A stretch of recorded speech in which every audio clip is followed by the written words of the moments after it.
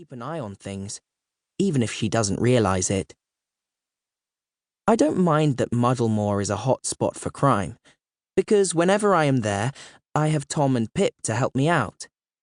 Tom and Pip are way cleverer than the children at my school, and they are also good at using their initiative. Like, for instance, whenever they make a den in their garden at home, they don't just hang a blanket over a branch like I do.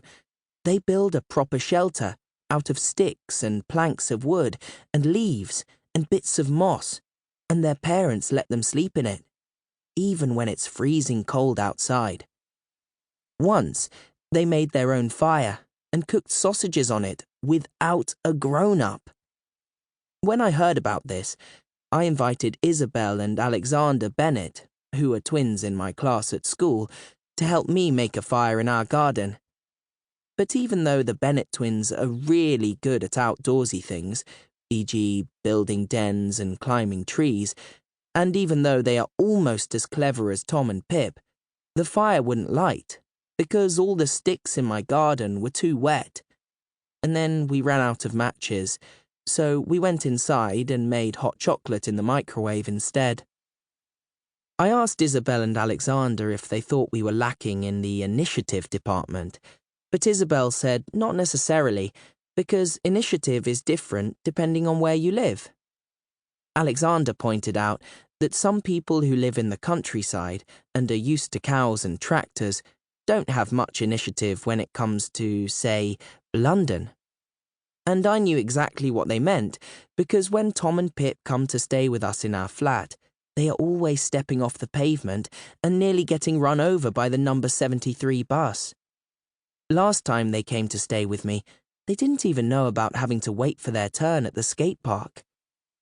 But you don't have to be a genius to know that making a fire needs more initiative than walking along a pavement without getting run over.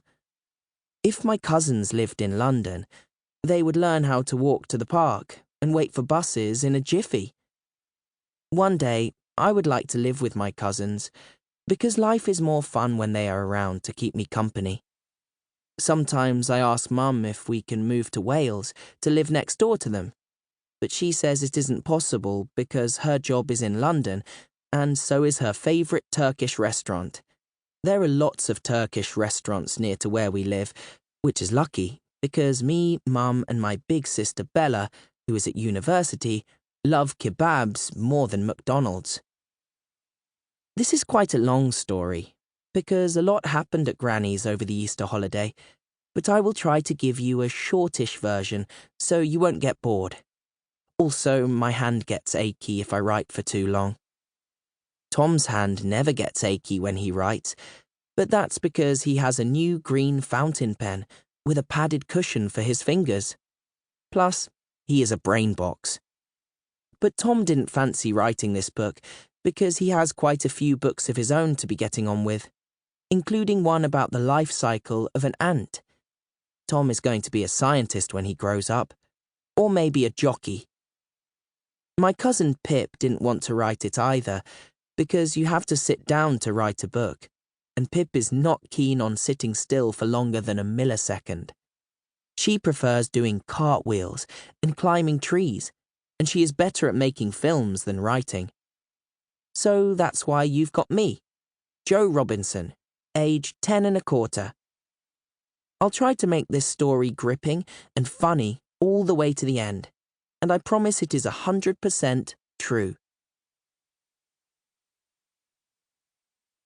Chapter 2. It all started on the second day of our holiday at Granny's, when Mr. Hodge came round with a pile of leaflets. Mr. Hodge is very old, and his favourite word is fascinating, even though he is not one bit fascinating himself. He has straggly white hair that smells of old sofas, and he always wears the same blue jumper with dried soup on it. Mr. Hodge doesn't go anywhere without his metal detector, because he is interested in finding fascinating objects that used to belong to people a long time ago, e.g. the Romans. He is also very interested in telling us about the fascinating objects he finds. Once he invited us over to his house in Church Lane to look at a display of Roman